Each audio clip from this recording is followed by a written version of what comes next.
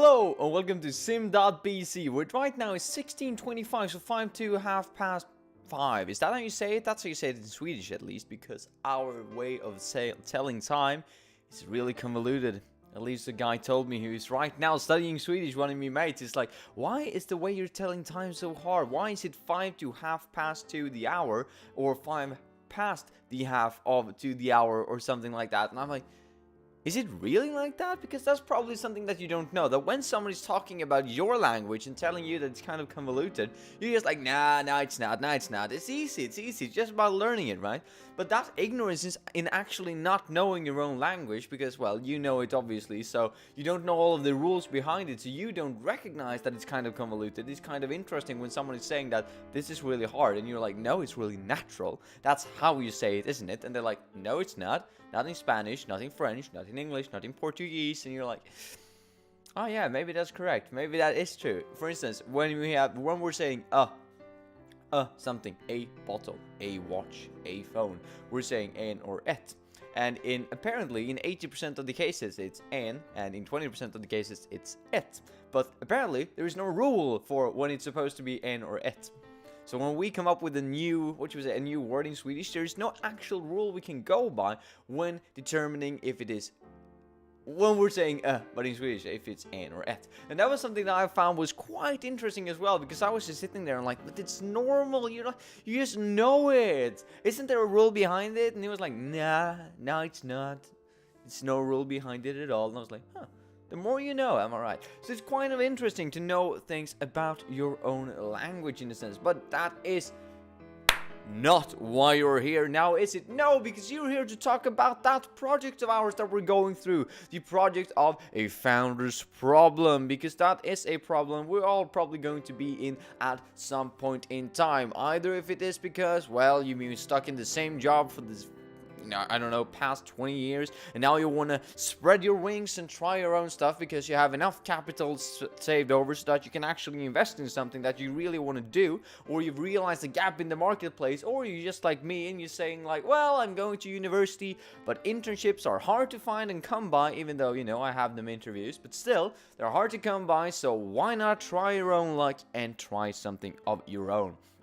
And you come up with this idea, and you're developing it, and you're thinking, aha, this is kind of good. You start making a bit of cash, yeah? Start making a bit of the monies, and they're coming into your account. Now you realize that, oh my days, I have more projects than I have manpower. And is this a problem? Well, arguably, yes, because if you want to actually capitalize on what you're doing as a founder, if what you're doing is actually profitable and working, then you need to extend your workforce. And how are you doing this? Well, you're extending your workforce either by saying that, well, we're kind of going to tell a consultant to come in here because we need the manpower, or you will be hiring your own human capital.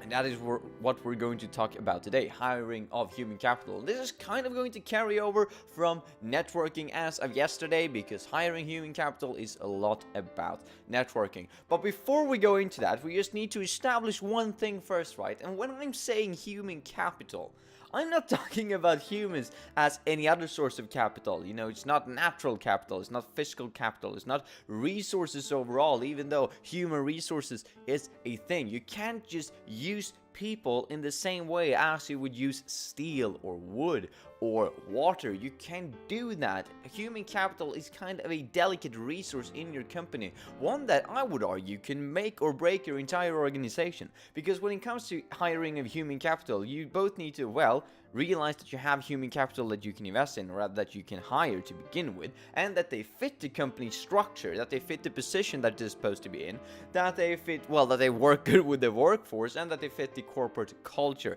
So there are lots of things that you need to keep in mind when you're hiring people, that they fit into the corporation, that they have the same goals as you do, that you still, even though you need these people that have the same goals and the same culture behind you, that you still hire people of different culture so that you get different perspectives into the room, and most of all, most importantly of all, that you can actually find these people that have similar interests to you but different perspectives to you, which is arguably really hard, or not even arguably really hard, it is really hard.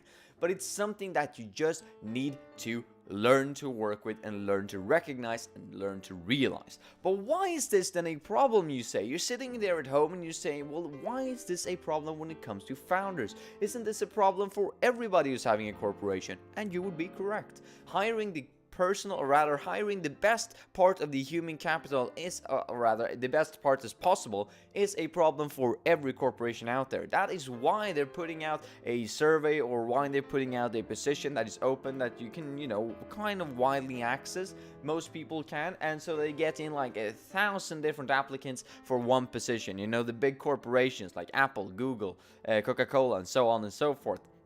Maybe they're saying, we're looking for a marketing intern, and maybe you're sending it, they get sent 100,000 applicants.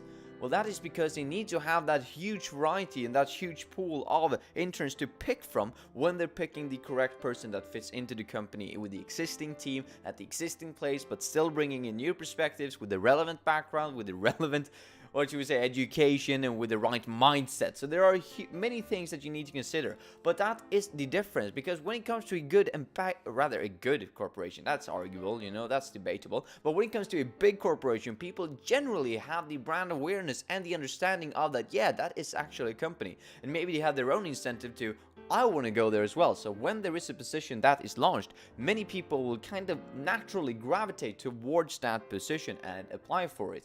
However, when it comes to a smaller company, the smaller it gets, the harder it gets. Arguably, depend on, well, if you just have a small workforce but you have a big brand, then perhaps that's easy, but still.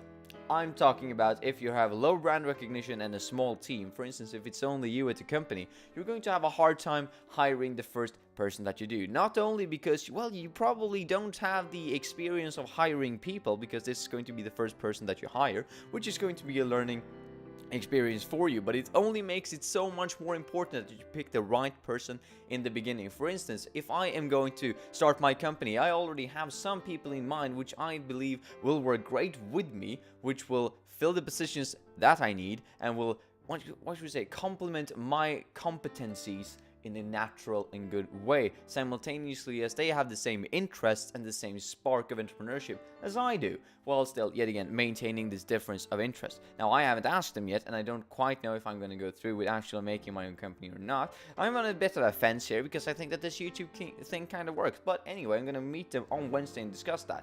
But when it comes to hiring people in a small corporation, it's going to be hard, because people don't know who you are.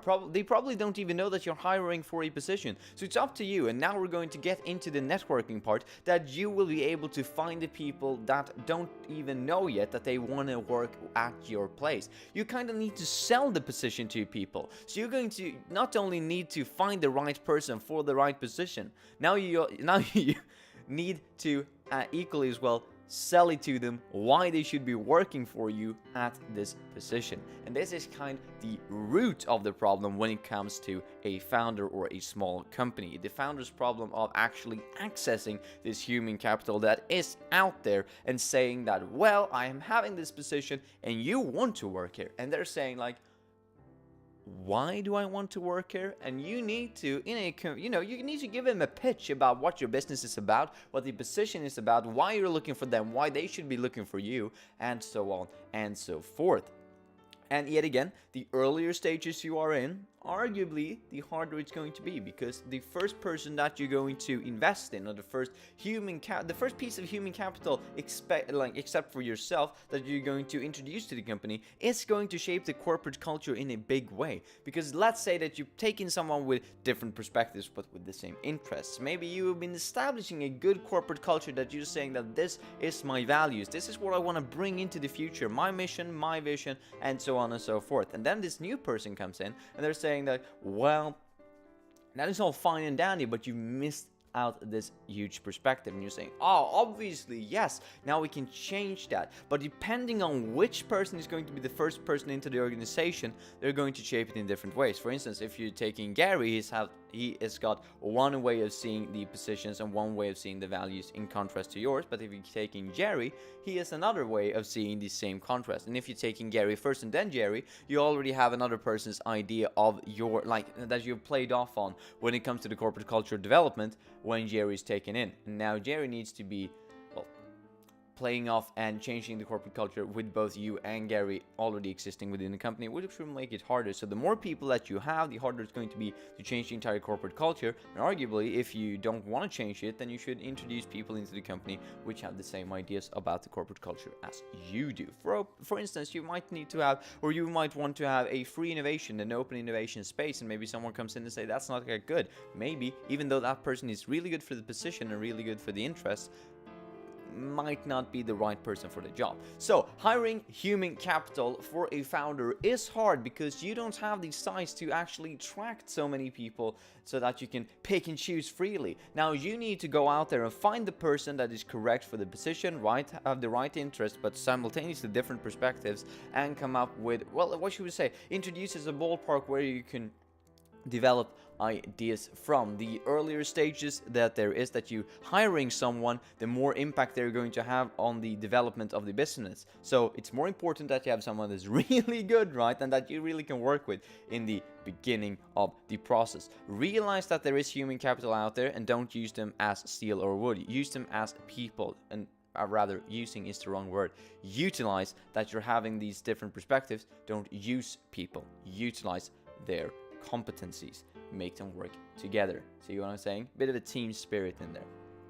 Very much so a Swedish way of looking at it. Everybody's opinion matters. Everybody should be involved in the decision making. Let's build a better future and a better tomorrow together. That's my view on human capitalism, or the human capital and the accessible of human resources, and it's something that I think is really important going forward as a new business, because it's going to be so important, the first people that you hire.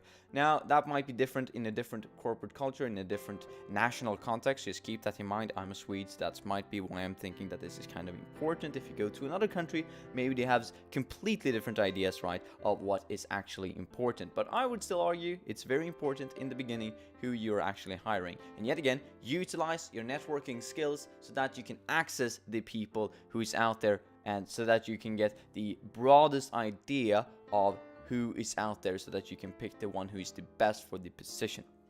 That was everything for me today, mates. Tomorrow we're going to talk about that news. It's going to be the SNC, the Saturday News Recap. The SNC, what am I saying? SNC, the SNR is supposed to be.